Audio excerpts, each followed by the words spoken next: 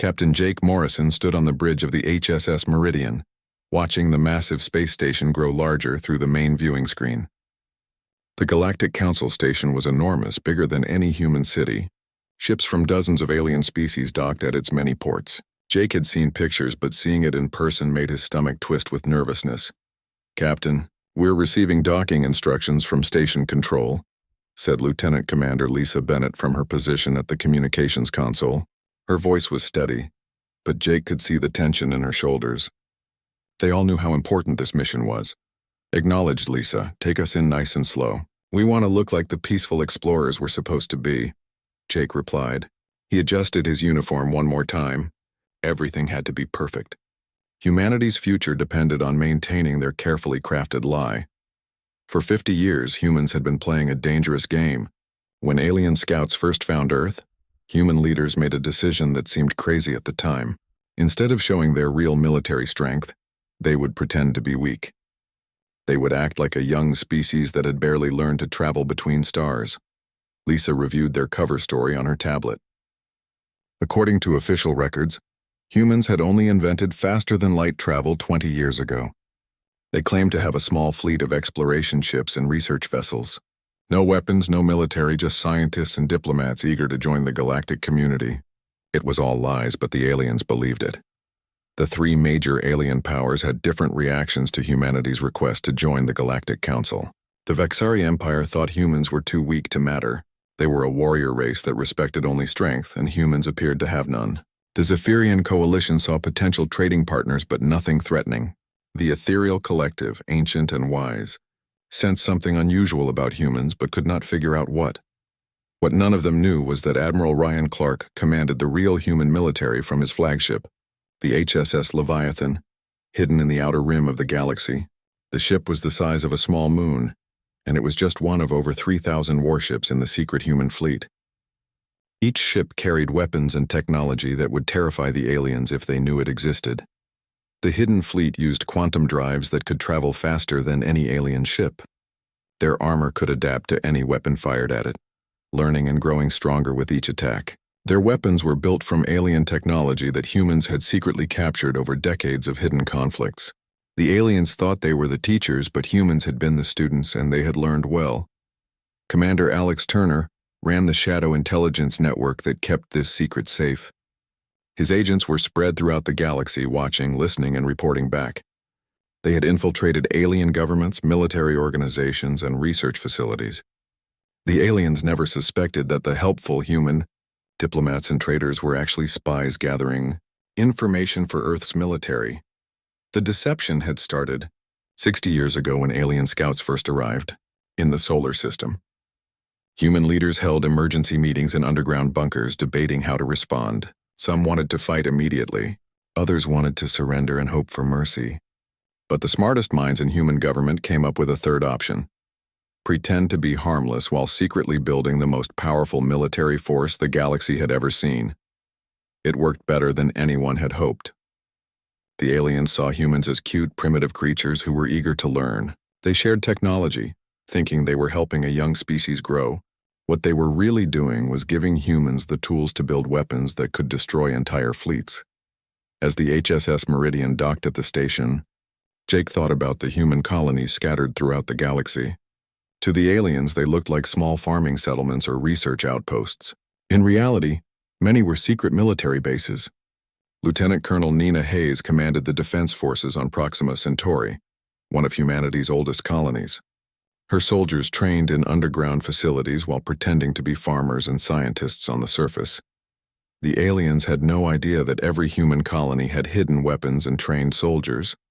They thought humans were peaceful because that's what humans wanted them to think. The truth was that humanity had been preparing for war from the moment they first encountered alien life. Jake walked through the docking tube and onto the alien station. The corridors were filled with strange sights and sounds. Tall, insect-like Vaxari warriors clicked past, their armor gleaming under the station's lights. Short, blue-skinned Zephyrians hurried by with data tablets, always busy with some trade deal. The ghostly ethereals floated silently, their pale forms barely visible in the dim light they preferred. None of them paid much attention to the humans. Jake and his crew looked exactly like what they claimed to be. curious explorers from a young species. Their uniforms were simple, their equipment basic. Everything about them suggested peaceful intentions and limited technology. But hidden in the belt pouches of Jake's security team were weapons that could cut through alien armor like paper. The communication devices they carried could tap into any alien network within seconds. Even their medical scanners were actually recording detailed biological information about every alien species they encountered. The meeting with the Galactic Council was scheduled for the next day. Jake would sit at a small table reserved for applicant species and politely request associate membership for humanity. He would answer questions about human culture, technology, and intentions. Every answer would be carefully crafted to make humans seem harmless and backwards. Meanwhile, thousands of light years away, Admiral Clark received regular updates from the diplomatic mission. If anything went wrong, if the aliens discovered the truth, the hidden fleet was ready to strike. Every major alien military base, every important planet, every strategic resource had been mapped and targeted. Humanity could cripple the entire galactic civilization within hours if necessary, but Jake hoped it would not come to that. The longer humans could maintain their peaceful facade, the stronger they would become. Every day of deception gave them more time to build ships, train soldiers, and gather intelligence. When the time finally came to reveal the truth, humanity would be unstoppable. The young captain smiled at an alien diplomat who nodded politely at him. Tomorrow he would help his species take another step toward galactic membership. The aliens would vote to accept humanity as junior partners in their civilization. They would think they were being generous to a primitive species.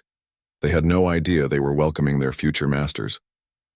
3 days after the Proxima Centauri incident, the galaxy was buzzing with confused chatter. The Vaxari High Command could not understand what had happened to their raiding fleet. War Master Thekmore slammed his clawed fist on the conference table as his subordinates delivered their report. 12 ships destroyed in minutes, growled the massive alien warrior. Our best sensors recorded the battle. The human weapons cut through our armor like it was made of paper. How is this possible? Their technology reports claim they barely have laser weapons. The Vaxari were not the only ones asking questions. Across the galaxy, alien intelligence services were pulling up every file they had on human military capabilities. The numbers did not make sense. According to all official records, humans had maybe 200 ships, all lightly armed exploration vessels. Yet somehow they had destroyed an entire Vaxari battle group. On the Galactic Council station, Captain Jake Morrison found himself in the most difficult position of his career. Counselor Veltar of the Zephyrian Coalition sat across from him in a private meeting room. The blue-skinned alien's large eyes studied Jake carefully as he asked his questions. Captain Morrison, we need to discuss the incident at Proxima Centauri, Veltar said in his clicking musical voice. Our intelligence suggests that human weapons technology may be more advanced than your previous reports indicated. Jake kept his face calm, but inside his heart was racing. This was the moment he had trained for. Counselor, I understand your confusion. The colonists at Proxima Centauri had recently received some upgraded defensive systems from Earth. Basic shield generators and point defense lasers, nothing compared to Vaxari military technology, but apparently effective enough to protect civilians. It was a weak explanation, and both of them knew it. Veltar's eyes narrowed as he leaned forward. Point defense lasers that can destroy heavy cruisers? Shield generators that can withstand antimatter torpedoes? Captain, these are not basic defensive systems. Meanwhile, deep in the outer rim, Admiral Ryan Clark was having his own difficult conversations. The Strategic Defense Council on Earth had been debating for hours whether to move to the next phase of their plan. Operation Darkstar was ready to begin, but once they started, there would be no going back. Admiral, the diplomatic situation is becoming unstable, reported Colonel Pete Johnson, head of Advanced Reconnaissance. Our intelligence teams have identified increased alien surveillance on human colonies. They're starting to ask the right questions. Clark studied the holographic display showing alien fleet movements throughout the galaxy. Vaxari ships were moving toward human space in larger numbers. Zephyrian intelligence vessels had been spotted near several human colonies. Even the mysterious ethereals seemed to be taking more interest in human activities. What's the assessment from our Xenotechnology division? Clark asked. Dr. Sam Rodriguez stepped forward with his data tablet. Sir, our analysis confirms what we've suspected for years. The aliens are technologically stagnant. The Vaxari have been using the same weapons and armor designs for centuries. The Zephyrians focus on trade, not military innovation. The Ethereals rely too heavily on their psychic abilities and have ignored technological advancement. This was the information that made Operation Darkstar possible. While the aliens had stopped innovating, humans had been improving their technology every day. The quantum drives that powered human ships were now 3 generations ahead of anything the aliens had. Human adaptive armor could learn from enemy attacks and become immune to them. Most importantly, human tactical thinking emphasized flexibility and adaptation, while alien military doctrine was rigid and predictable. "Sir, there's something else," Johnson continued. "Major Kate Sullivan's reconnaissance team has discovered something interesting about alien defenses. Their most important military installations are poorly protected. They've grown overconfident after centuries of dominating weaker species." Clark smiled grimly. "Show me." The holographic display shifted to show detailed scans of alien military bases throughout the galaxy. Johnson was right.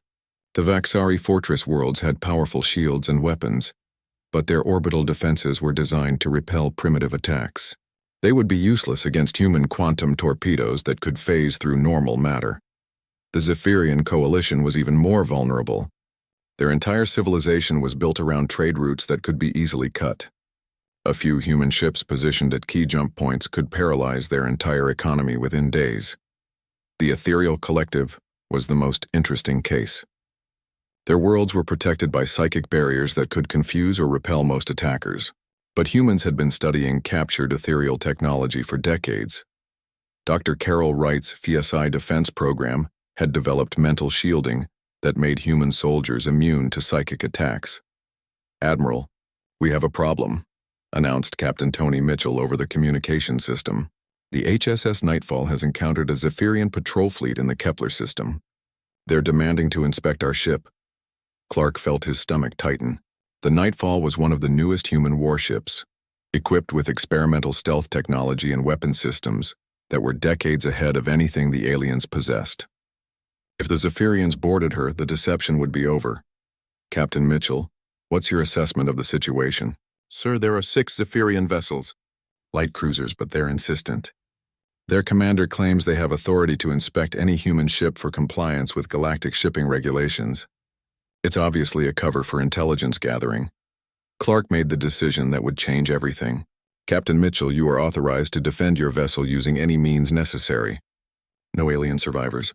Make it look like a technical malfunction on their part." "Understood, sir. Beginning engagement." The battle lasted exactly 7 minutes. The HSS Nightfall's adaptive camouflage made her nearly invisible to Zephyrian sensors. Her quantum cannons fired projectiles that existed in multiple dimensions simultaneously, making them impossible to dodge or intercept. The Zephyrian ships were destroyed so quickly that they never managed to send a distress signal, but other alien ships in nearby systems detected the energy signatures of the weapons fire. Within hours, alien intelligence analysts were studying the data and reaching terrifying conclusions. The weapon signatures were unlike anything in their databases. The power levels were beyond what human technology should be capable of producing. Back on the Galactic Council station, Jake Morrison received an urgent message from Earth. The deception was starting to unravel. Alien intelligence services were connecting too many dots. The time for subtle lies was ending. Counselor Veltar returned for another meeting, but this time he brought security guards. "Captain Morrison, we have evidence that humans possess military technology far beyond what you have reported. We demand a full disclosure of human military capabilities." Jake looked at the alien counselor for a long moment. Then he smiled, and for the first time, Veltar saw something in the human's eyes that made him very afraid. "Counselor," Jake said quietly, "I think it's time we had an honest conversation about humanity's place in the galaxy. But I suggest you sit down first. You're not going to like what I have to tell you. The age of human deception was ending. The age of human dominance was about to begin." The emergency session of the Galactic Council was unlike anything in the organization's 1,000-year history. Representatives from dozens of species filled the great chamber, their voices creating a chaos of fear and confusion. The Vaxari delegates roared demands for military action. The Zephyrian counselors clicked frantically as they calculated economic losses. The ethereal representatives floated silently, their psychic abilities overwhelmed by the panic in the room. Fleet Admiral Kexdai of the Vaxari Empire stood at the central podium, his massive form towering over the other delegates. "The humans have deceived us all," he declared, his voice echoing through the chamber. "Their true military strength is beyond anything we imagined. We must act before they can strike first." But even as the aliens debated, Admiral Ryan Clark was already 3 steps ahead of them. Operation Revelation had begun at exactly Oro 800 Earth Standard Time. Across the galaxy, human fleets were decloaking and revealing themselves for the first time. The scope of human preparation was beyond what any alien intelligence service had predicted. Commander, Beth Williams stood on the bridge of the HSS Thunder as her ship materialized, in orbit around the Vaxari capital world. Around her, dozens of other human vessels appeared from stealth mode. The planet's defense grid immediately went to maximum alert, but their targeting systems could not lock onto the human ships. The adaptive camouflage technology made human vessels appear as ghosts on alien sensors. "Commander, we're receiving frantic communications from Planetary Defense," reported her communications officer. "They want to know who we are and what we want." Beth smiled as she activated the ship's broadcast system. Her message would reach every communication device on the planet below. "People of Vaxar Prime, this is Commander Williams of the Human Space Fleet. For 60 years, your government has believed that humanity was a weak, primitive species. Today, you learn the truth. We are your superiors in every way that matters." Similar scenes were playing out throughout the galaxy. Captain Greg Foster in the HSS Titan appeared in the heart of Zephyrian space, broadcasting evidence of decades of human intelligence gathering. Every trade route, every military base, every strategic resource had been mapped and analyzed. The Zephyrians discovered that their entire economy had been subtly manipulated by human agents for years. The Ethereal Collective received the most shocking revelation of all. Major Helen Carter's special operations teams had been operating on ethereal worlds for decades, disguised as researchers and diplomats. They had learned the secrets of psychic technology and developed countermeasures. The ancient race that had considered themselves the galaxy's wisest species found that young humans had outthought them completely. On the Galactic Council station, Captain Jake Morrison finally dropped all pretense. He walked into the emergency session wearing the dress uniform of a human space fleet captain, complete with rank insignia that revealed his true position in the military hierarchy. The alien delegates fell silent as he approached the central podium. "Honored counselors," Jake began, his voice calm and professional, "I believe you have some questions about human military capabilities. I'm here to provide answers." Counselor Veltar stood up, his blue skin pale with shock. "Captain Morrison, our intelligence services are reporting human fleets throughout the galaxy, ships that shouldn't exist, weapons that surpass our own technology. How is this possible?" Jake activated a holographic display that filled the chamber. The projection showed the true extent of human space operations. 3,000 warships, hundreds of forward operating bases, thousands of intelligence agents, and decades of careful preparation. The aliens stared in stunned silence as they realized how completely they had been outmaneuvered. 60 years ago, when your scouts first made contact with Earth, human leadership made a decision, Jake explained. "We could fight you immediately and probably lose, or we could pretend to be harmless while building the strength to guarantee our survival. We chose the second option." The display showed comparative technology analyses. Human quantum drives were 50% faster than the best Vaxari engines. Human adaptive armor could withstand weapons that would destroy alien ships. Human tactical computers could process battle information faster than any alien command system. But the most shocking revelation was the extent of human intelligence penetration. Sergeant Frank Davis and his deep cover operatives had been embedded in alien societies for decades. They had married alien spouses, raised alien children, and gained positions of trust in governments and military organizations. Lieutenant Amy Price's Cyber Warfare Division had been inside alien computer networks for years, mapping systems and creating backdoors for human use. War Master Thekmor of the Vaxari Empire could not contain his rage. "You dare to threaten the greatest military power in the galaxy? Our Grand Fleet has conquered 100 worlds. We fear no one." Jake's expression did not change. "War Master, your Grand Fleet is currently surrounded by human vessels. Admiral Steve Parker and the 3rd Battle Group are positioned to destroy your entire force within 30 minutes. Your flagship, the Bloodfang, has been targeted by quantum torpedoes since this meeting began. Would you like a demonstration? The chamber's communication system crackled to life. Admiral Clark's voice filled the room from his command ship in the Outer Rim. Galactic Council, this is Admiral Clark of the Human Space Fleet. You now face a choice. You can accept the new reality and work with us to maintain galactic peace, or you can resist and face complete military defeat. Choose wisely. The demonstration came moments later. On viewing screens throughout the chamber, the aliens watched as Captain Greg Foster's ship, the HSS Titan, engaged the Vaxari Empire's most powerful dreadnought in single combat. The alien warship was massive, bristling with weapons and protected by shields that had never been breached. The battle lasted 8 minutes. The human ship moved like a dancer, its quantum drives allowing maneuvers that seemed to defy physics. Its adaptive armor absorbed the alien weapons and grew stronger with each hit. When the Titan finally fired its main guns, the gravitational weapons tore the Vaxari dreadnought apart at the atomic level. The silence in the council chamber was complete. The aliens had just watched their most powerful warship destroyed by a single human vessel, and it had looked effortless. Colonel Jack Turner's Logistics Corps chose that moment to reveal the supply networks that had supported human operations for decades. Hidden bases throughout the galaxy began broadcasting their positions and capabilities. Alien intelligence services realized that humans had been operating major military installations right under their noses. The final shock came when Commander Julie Webb's Economic Warfare Division released their analysis of galactic markets. For 30 years, humans had been manipulating trade routes, resource prices, and industrial production. The aliens discovered that their entire economy had been subtly guided to serve human interests. Jake looked around the chamber at the faces of the alien delegates. Fear, anger, and despair were written clearly in their expressions. They were beginning to understand that humanity had not just deceived them about military strength. Humans had been controlling the galaxy from the shadows for decades. The question now, Jake said quietly, is whether you want to maintain the illusion of independence, or if you prefer honest acknowledgement of the new reality. Either way, humanity will guide galactic civilization from this point forward. The only choice you have is whether that guidance is gentle or forceful.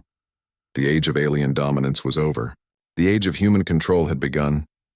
The Vaxari Empire's response to humanity's revelation was exactly what human intelligence had predicted. War Master Thekmor refused to accept defeat without a fight.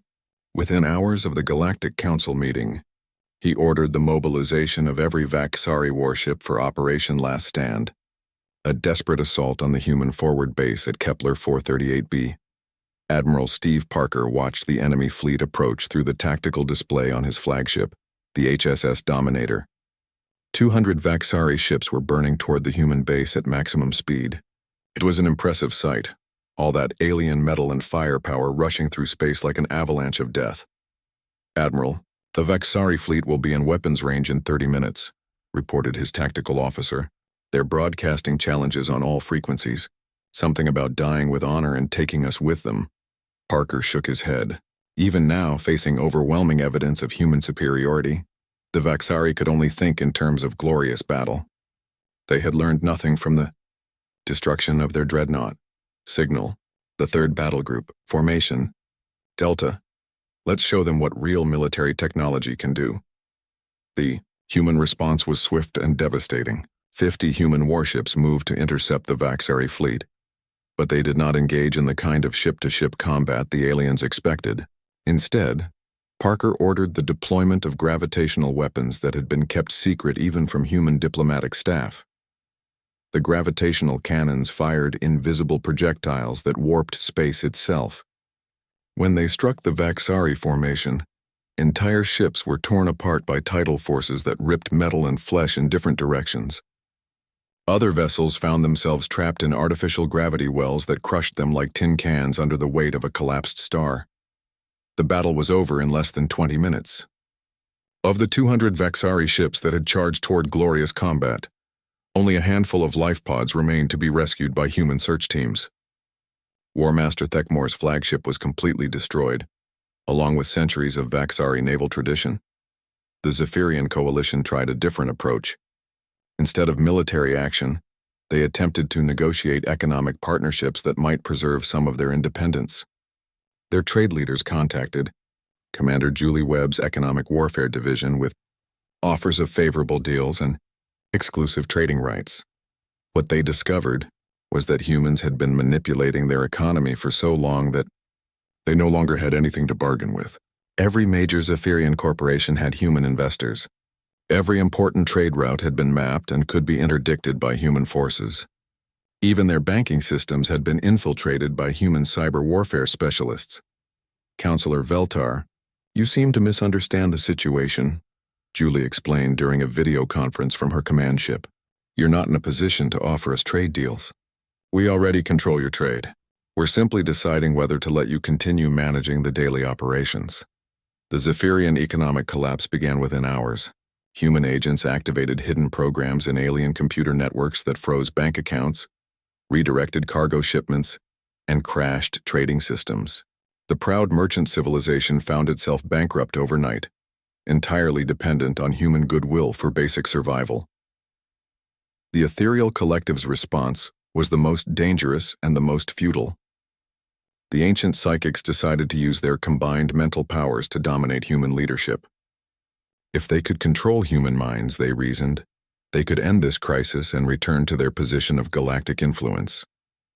The psychic assault began at 1400 hours, Galactic Standard Time. Every ethereal in the collective focused their mental energy toward Earth, seeking to overwhelm human leaders with psychic commands. The attack was coordinated across dozens of worlds and represented the greatest display of psychic power in galactic history. It failed completely. Dr. Carroll, Wright's CI defense program had been preparing for this possibility for 40 years. Every important human leader wore psychic shielding devices that made them immune to mental influence. More importantly, the attack gave human forces precise locations for every ethereal stronghold in the galaxy. Commander Dan Brooks led the response from his stealth ship, the HSS Shadow. Within minutes of the psychic assault beginning, human forces were moving toward every ethereal world. The ancient race had relied so heavily on their mental abilities that they had forgotten the importance of physical defenses. All units, commence bombardment, Brooks ordered as his fleet reached the first ethereal world. Target all population centers and government facilities. No survivors. The kinetic bombardment was ruthless and efficient. Human ships fired tungsten rods from orbit that struck the planet's surface at relativistic speeds. Each impact released the energy of a nuclear weapon, but without radiation that might contaminate useful resources. Within hours, the ethereal homeworld was a lifeless wasteland. Similar attacks were carried out simultaneously on every ethereal colony. The psychic race that had considered itself the galaxy's wisest species was extinct within a single day. Their ancient knowledge and powerful abilities meant nothing against human military technology and tactical planning. Captain Jake Morrison remained on the Galactic Council station throughout the crisis, serving as humanity's representative while alien civilizations collapsed around him. He watched the emergency broadcasts with cold satisfaction as alien leaders realized the scope of their defeat.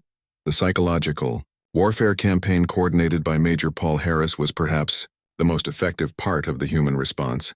Instead of simply destroying alien military forces, humans made sure that civilian populations understood what was happening and why.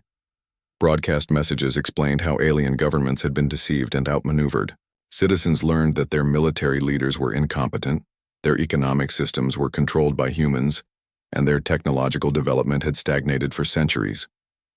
The messages offered hope for those willing to accept human leadership and cooperation. The response was immediate and predictable. Colonial worlds throughout the galaxy began declaring independence from their alien governments. Instead of facing human occupation, they requested human protection. Civilian populations turned against their own leaders, demanding surrender and negotiation rather than pointless resistance. On the Vaxari capital world, riots broke out as citizens learned that their mighty military had been destroyed in minutes by human weapons. The warrior culture that had dominated dozens of species for centuries collapsed as people realized that their strength had been an illusion. Zephyrian trade worlds saw mass protests as economic systems failed and supply chains collapsed. Merchants who had prided themselves on their business skills discovered that humans had been controlling their markets all along. The few remaining ethereal communities sent desperate psychic pleas for mercy, but their mental voices fell on deaf ears. Human psi-shielding made their population immune to psychic influence, and there was no forgiveness for a species that had attempted to enslave human minds. Captain Morrison received reports from throughout the galaxy as alien resistance crumbled. Military commanders were surrendering rather than face annihilation. Political leaders were requesting terms for peaceful capitulation. Even the most stubborn alien civilizations were beginning to understand that continued resistance would only bring complete destruction. The terror was not in human cruelty, but in human efficiency. The galaxy's former rulers had been defeated not through savage warfare, but through superior planning, technology, and execution. Humanity had outthought them, outbuilt them, and outfought them with such completeness that resistance seemed not just futile, but absurd. The new galactic order was being born in the ashes of alien pride, and at its center stood humanity, no longer pretending to be harmless explorers but revealed as the galaxy's new masters. 1 year after the revelation, the galaxy was completely transformed. Admiral Ryan Clark stood on the observation deck of the HSS Dominion, a massive vessel that served as the mobile capital of human galactic administration. The ship was larger than most alien space stations, equipped with manufacturing facilities, research laboratories, and administrative offices needed to govern dozens of star systems. Through the transparent aluminum viewing ports, Clark could see the steady stream of alien ships bringing tribute and resources to human space. The former galactic powers had been reduced to client states, their military forces disbanded and their leaders serving as regional administrators under human oversight. The Vaxari Empire was perhaps the most dramatic example of this transformation. What had once been a proud warrior civilization was now a collection of agricultural and mining worlds that supplied raw materials for human industrial expansion. War Master Thekmor, one of the few Vaxari leaders to survive the failed rebellion, now served as a liaison officer aboard the HSS Victory under Captain Mary Johnson. The Vaxari shipment from Sector 7 has arrived on schedule, reported Commander Rick Davis, head of the Galactic Logistics Division, rare metals, processed foods, and manufactured components. Their productivity has increased 30% since we implemented the new management systems. Clark nodded with satisfaction. The warrior culture that had once terrorized weaker species had been redirected toward serving human needs. Former Vaxari soldiers now worked in mines and factories, their physical strength put to productive use instead of conquest. Their children learned human languages and human values in schools, designed to create loyal workers for the new, galactic economy. The Zephyrian coalition had been integrated even more completely into the human system. Their merchant fleets now served as cargo haulers for human trade networks, carrying goods between human colonies and industrial centers. Director Bill Thompson oversaw the transformation of their entire civilization into an efficient supply chain for human expansion.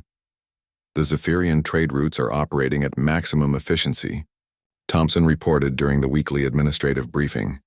We've eliminated the inefficiencies in their old system and redirected their commercial expertise toward supporting human economic growth.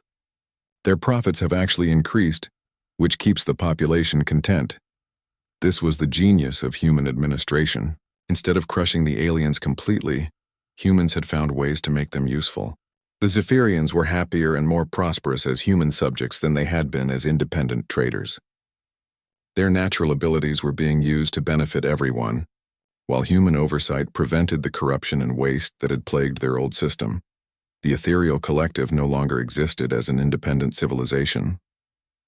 The few survivors of the kinetic bombardment lived in small communities under strict human supervision.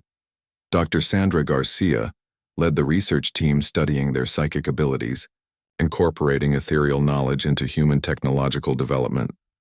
We've made significant progress in understanding psychic phenomena, Dr. Garcia reported. The surviving ethereals have been cooperative in exchange for basic living conditions. Their knowledge is helping us develop new communication systems and sensor technologies that will be useful for future exploration. Even in defeat, the aliens were contributing to human advancement. The psychic abilities that the ethereals had once used to dominate other species were now being studied and improved by human scientists. Within a generation, Humans would have psychic powers of their own, adding mental abilities to their already overwhelming technological advantages. The transformation was visible everywhere in the galaxy. New human colonies spread across former alien territory, as Commander Rick Davis's engineering corps constructed massive infrastructure projects. Orbital shipyards built the next generation of human vessels, while terraforming operations prepared dozens of worlds for human settlement. The aliens watched this expansion with a mixture of awe and resignation. Human technology could transform dead worlds into garden planets within a few years. Cities that had taken alien civilizations centuries to build were constructed by human machines in a matter of months. The efficiency and scale of human operations made alien achievements look primitive by comparison.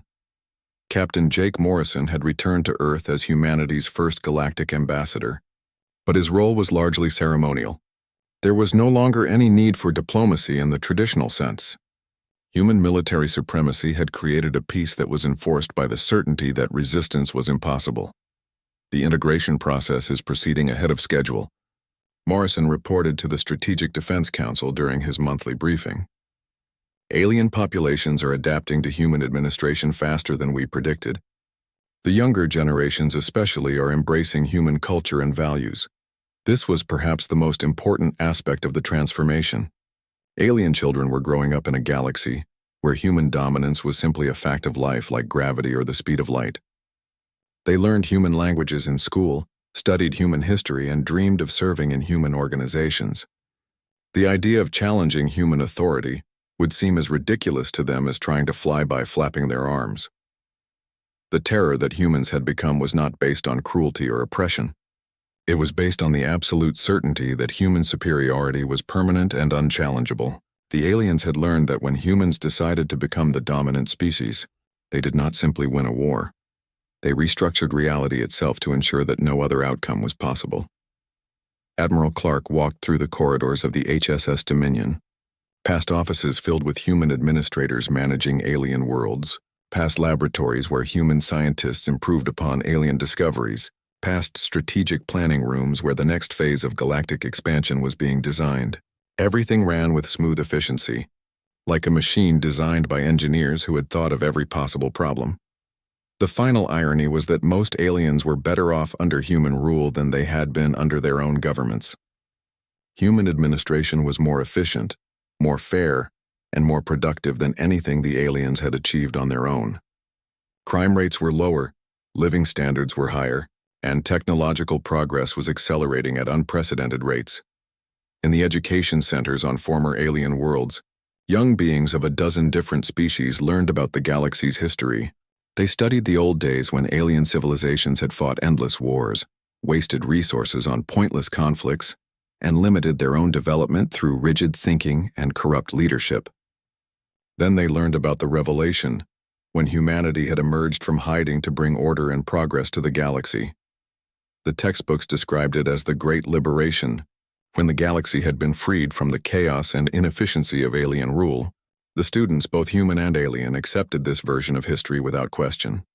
To them, the idea that aliens had once ruled themselves seemed as absurd as the idea that children should be allowed to run schools without adult supervision. Admiral Clark stood once again at the observation deck, watching the endless stream of ships carrying resources, people, and information throughout the human galactic empire. In one generation, maybe two, the distinction between human and alien would become meaningless. Everyone would be part of the same civilization, united under human leadership and guided by human wisdom. The galaxy had learned the most important lesson about humanity. When humans set their minds to achieving something, they did not just succeed. They succeeded so completely that failure became impossible to imagine. The Hidden Fleet had indeed become the galaxy's biggest terror, not through violence or oppression, but through the demonstration of absolute, unchallengeable superiority. The age of alien independence was over. The age of human galactic civilization had begun, and it would last forever, because humans had built it to be unbreakable, unstoppable, and undeniable. The galaxy belonged to humanity now, and it always would.